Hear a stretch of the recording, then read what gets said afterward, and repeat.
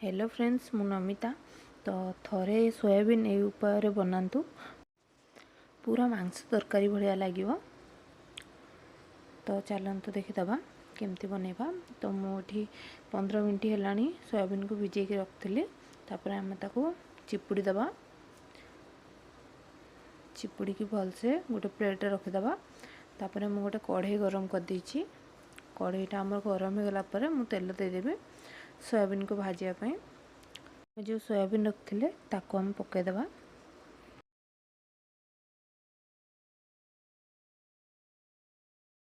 Soybean को आम पूरा ब्राउन है जाए भाजवा। सोयाबीन टा जमती आम भलकी टे भाजी हो। तो ये आम सोयाबीन भाजी हो गोटे प्लेट रे काढ़ीदेवी।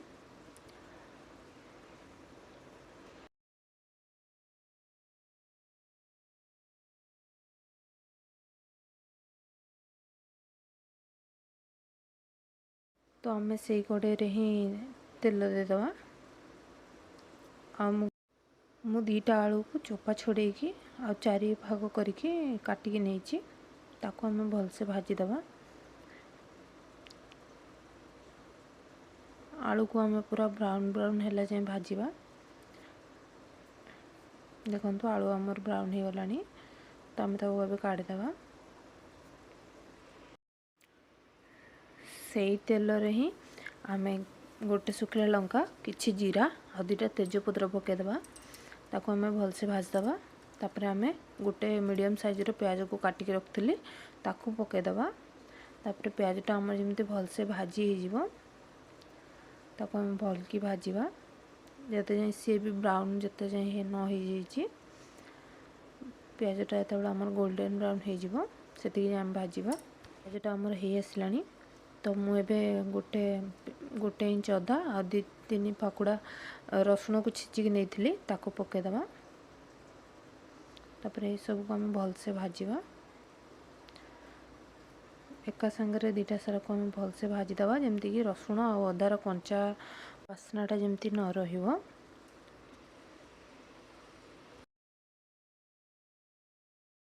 आमर हो आसला।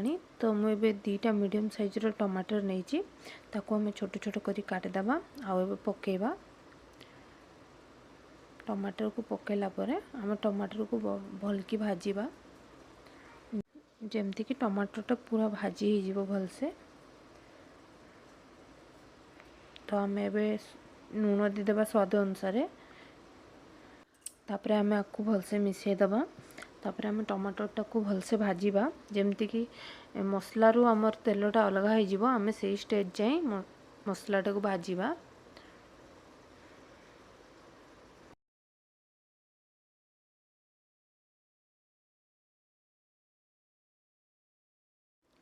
ये आम टिके मसला रू तेलटा अलग होबार लगिलानी।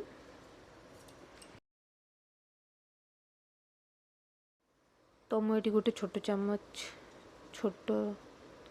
रो हाफ चामच हल्दी नहीं आ गोटे छोट चामच रो हाफ चामच धनिया पाउडर आ गोटे छोट चामच रो हाफ चामच लंका पाउडर आ गोटे छोट चामच रो हाफ चामच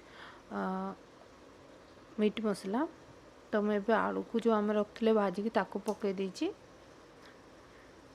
तापर आम ताको भलसे भाजीबा। ताको आम घोड़न लगे किछि देरी पई हवा पई दबा सिजिया पई दबा।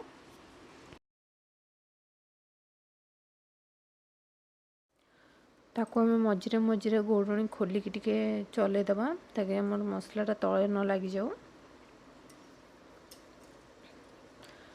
तापर आम जो रखी सोयाबीन को भाजिकी ताको पकईदबा। तापर आम आपको भलसे मिसईदबा 2टा सारा जिनस को। तापर आम 2टा सारा जिनस को भलसे टिके डेरी पई भाजीबा। तापर एठी आम पानी देदबा। मु 2 कप पानी देछि।